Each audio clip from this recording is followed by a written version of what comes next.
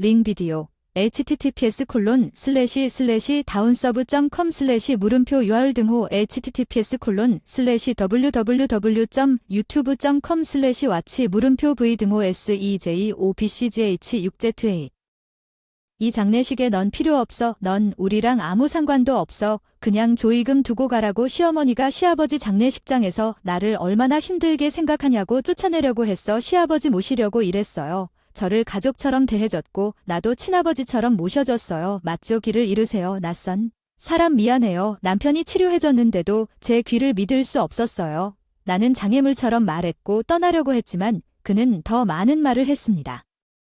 내가 낯선 사람이란 당신 엄마입니다. 이름은 마야입니다. 34세 주부 제 남편 켄트와 저는 결혼한 지 3년이 되었습니다. 직장에서 만나서 같이 일하면서 서로 애교를 부리다가 교제를 시작했고 순조롭게 연애를 하다가 1년 반 만에 프러포즈를 하더군요. 마야랑 평생 같이 하고 싶으니까 결혼해주세요. 내일 그 후로 영원히 내 옆에 우리는 곧 두 가족을 방문하여 두 가족이 서로 만나고 결혼식을 올리고 신혼여행을 가고 처음 결혼할 때부터 동거를. 나는 여전히 회사원으로 일하고 있었기 때문에 함께 살았습니다. 남편이 오랫동안 혼자 살았기 때문에 집안일을 함께 하면서 요리와 청소도 문제없이 할 수 있었고 쉬는 날에도 서로 도와주면서 부담 없이 일상생활을 할 수 있었습니다. 아니면 그냥 집에서 편안하게 영화도 보고 신혼생활도 너무 즐거웠고 행복한 신혼생활도 너무 빨리 지나갔고 어느새 결혼한 지 3년이 지났는데도 남편은 3년이 지나도 여전히 착하고 챙겨준다. 결혼. 낚은 물고기한테 절대 먹이를 주지 않은 그런 사람이 아니라서 기뻐요. 우리가 함께 행복하게 살 줄 알았는데 상황이 너무 빨리 변할 수 있어서 시아버지가 아프셨을 때부터 모든 것이 시작되었습니다. 암 진단을 받고 꽤 진행된 것 같다. 오랫동안 장사를 해서 누구에게도 걱정을 끼치고 싶지 않았고 몸이 안 좋을 때도 병원에 가지 않았다는 거 만나 늘 자신을 밀어붙인다. 그래서 가족으로서 너무 아직도 치료를 받을 수 있을까요? 아니 남은 건 어떻게 연명을 하느냐 뿐입니다. 의사 선생님께서 오래 살지 못할 거라고 하셨어요. 안 돼. 너무 충격받았어요. 정말 친절하시고 저를 아주 잘 대해주셨어요. 이렇게 마음씨가 착한 시아버지가 암에 걸렸다는 걸 믿을 수 없었습니다. 하지만 앞으로 더 많은 일을 할 수 없게 되었고 보살핌이 필요한 상황이 되었어요. 남편이 원한다고 하더군요. 부모님과 함께 살면서 돌봄을. 모든 것을 어머니에게 혼자 맡기는 것이 너무 안타깝고 어머니에게도 큰 부담이 되기 때문에 같이 살고 싶지만 동거는 혼자 결정할 수 있는 일이 아니기 때문에 어떻게 생각하는지 알고 싶어 마야 형이 나한테 얘기를 하고 한참 생각해보니 동거도 걱정이지만 그보다 장인어른을 위해 뭔가 해주고 싶었고 그 사람을 꼭 해주고 싶었어. 허락됐으면 좋겠어. 적어도 그들이 마지막 순간에 함께 시간을 보냈으면 좋겠어.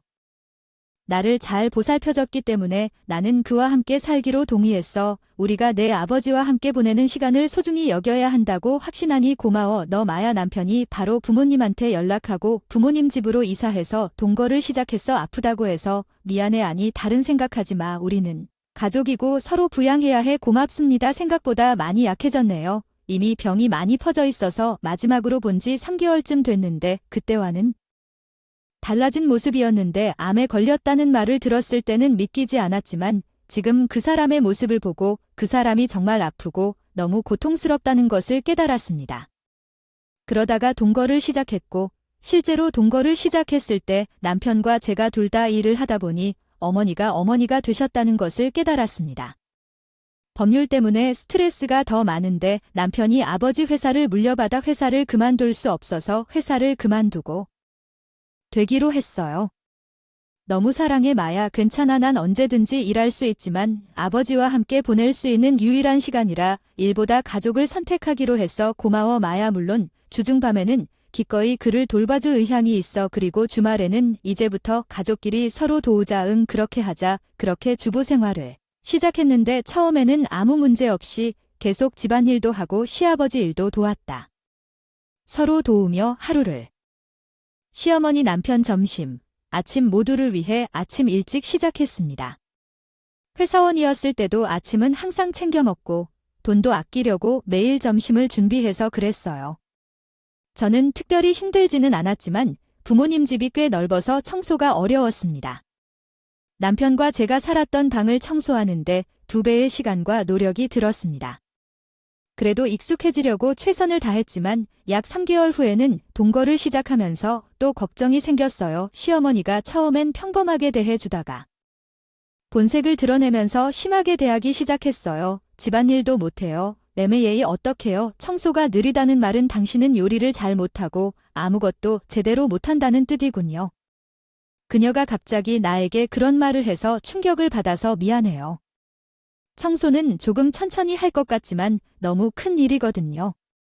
집이니까 그것도 당연한 일이겠지. 남편이 항상 맛있다고 해서 요리가 형편없어서 놀랐는데 구체적으로 무슨 문제가 있냐고 물으니 시어머니만 맛없다고만 하더군요. 시아버지는 동안 내가 만든 맛있는 음식에 대해 항상 나에게 감사했다고 했다. 사실 청소를 할 때 시아버지와 남편은 나보다 천천히 일을 한다는 뜻이다. 요리는 별로였다고 하는데 어릴 때부터 요리를 많이 해본 적이 없어서 반찬이 많이 파는 백화점 지하에서 반찬을 자주 사서 먹을 수 있어서 행복하다고 하더군요. 매일 이렇게 집에서 음식을 먹는 내가 이렇게 잘 요리하는 걸 그 사람이 싫어하는 건? 그렇게 질투하지 않았으면 좋겠다. 시어머니를 어떻게 대해야 할지 걱정이 되어서 칭찬하려고 노력했다. 최대한 많이 해주고 소통도 잘하는데 자존감이 높은 시어머니는 내 칭찬을 달가워하지 않고 오히려 나에게 더 엄하게 대하는 너 정말 쓸모없지 않니? 전업주부인데도 밥을 먹여 살리는 게 너무 잘못됐는데 며느리 켄트가 끔찍한 여자한테 붙잡혀서 낮에 같이 있는 동안 계속 이렇게 학대해서 좀 그랬어요. 정신적으로 너무 힘들어서 남편에게 엄마가 당신을 괴롭히는 거라고 얘기했어요. 엄마는 매일 나에게 끔찍한 말을 해요. 미안해요. 전혀 눈치채지 못했어요.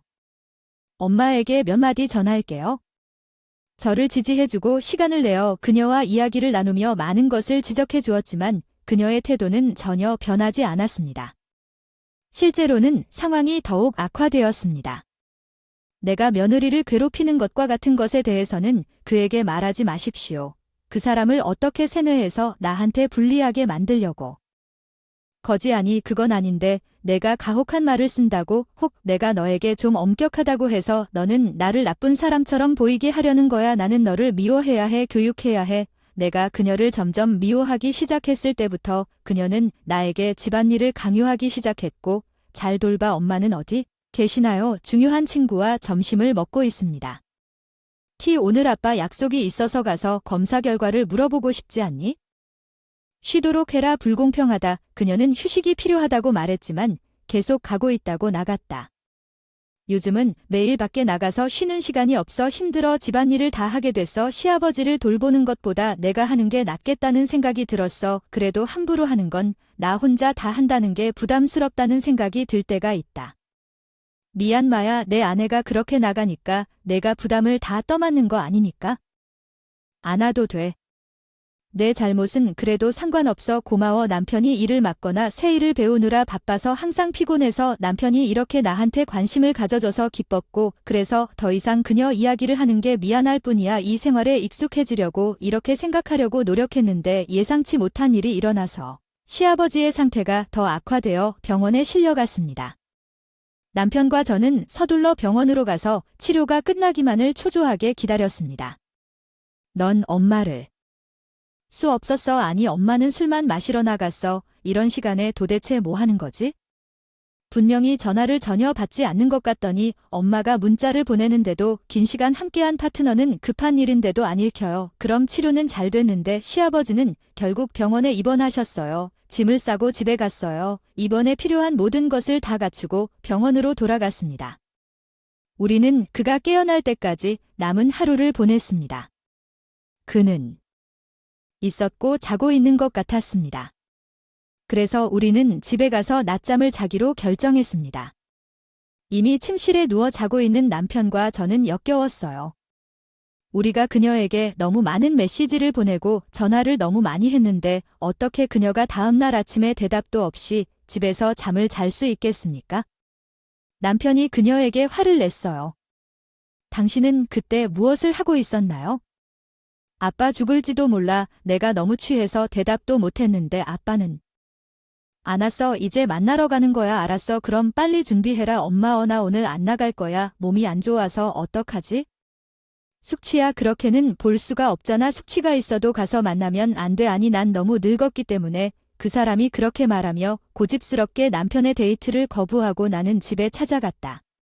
그 후로 시아버지는 더 말씀드리지 않고 남편과 매일같이 병문안을 다니다가 2주 병원에 입원한 후 상태가 더 심해져서 돌아가셨습니다.